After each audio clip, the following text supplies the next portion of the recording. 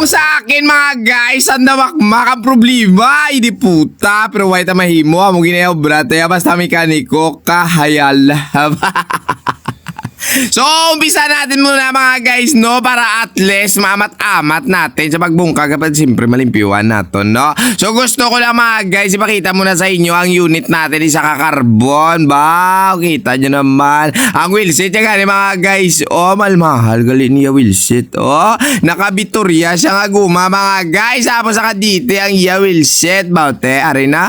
Dire ko na mga guys nakita ang problema. Isa, ba? Nung naunos ko, duwa na. Hola, tawa balay palanta ko muna sa inyo na. Tapos, miyara pa na sunod, ikatatlo, amo man gihapon. Ay, ano niya yung pamutang sa mga yudiputa nila ba? Amo na mga guys, ang inambal ko sa inyo nga problema, sandamakmak. Hindi pa dyan natatapos lahat ng mga problema niya. Akala nyo tapos na? Wala pa. May palantaw pa mamaya sa inyo. Alantawabla na yun na. Amo na kadamo nakuha ko. Iyan isang head parts ha. Hindi na sa iya kabutong bracket. Bot nga gimutang nila de.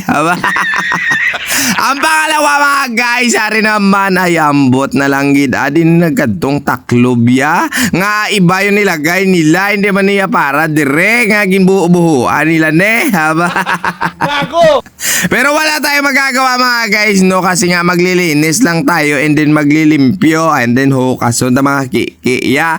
Kag siyempre mga guys, yung may guba nga mga bireng-bireng siyempre isla na to, no? Di ba la?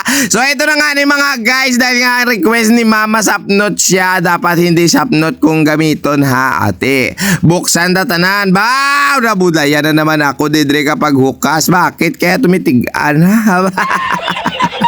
Bago naman tulokon, pero tiga naman hunuson. Yo, di pota. Gago! So, dahil nga napakita ko na sa inyo mga guys sa mga problema sa bike ni Ma'am. Siyempre, kapatamaton tara din sa pagbaklas para at least mahugasan. Tara.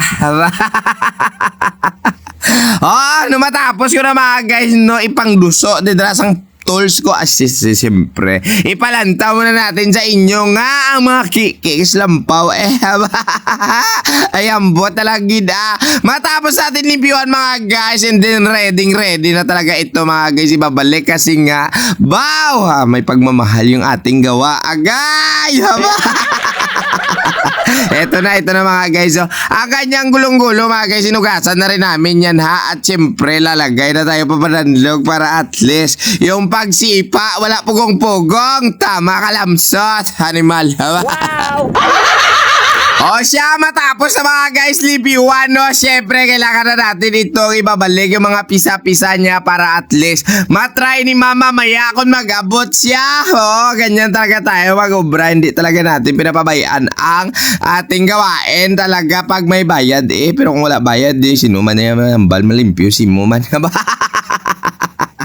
So ito na nga ni mga guys, magamit na tayo ng special tool sa pagbabalik ng kanyang mga biring-biring, no? At syempre, bago natin ilagay ang kanyang wheel set o gulong-gulong, syempre maglalagay din tayo ng papadanlog ha. O ganyan talaga mga guys, para maghukas kayo sa susunod. Hindi tayo mapubudlayan. Oo, alam nyo naman sobrang budlay o di putaya.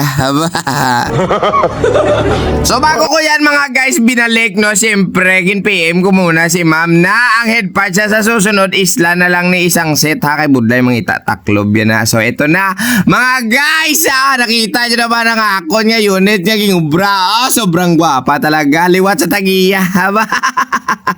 Bago umalis si mama guys, syempre papatesting muna natin para at least makita mo naman ko nalipay sa saging palimpyuan niya. O di bala, para mabalaan niya kung tanlas kung hindi bla. So maraming salamat sa inyo mga guys, no? Dahil okay na po si ma'am ate. Thank you so much. Bye-bye na po. God bless, ha? Tandaan, wag alinganga. Bye-bye. Yun po ta.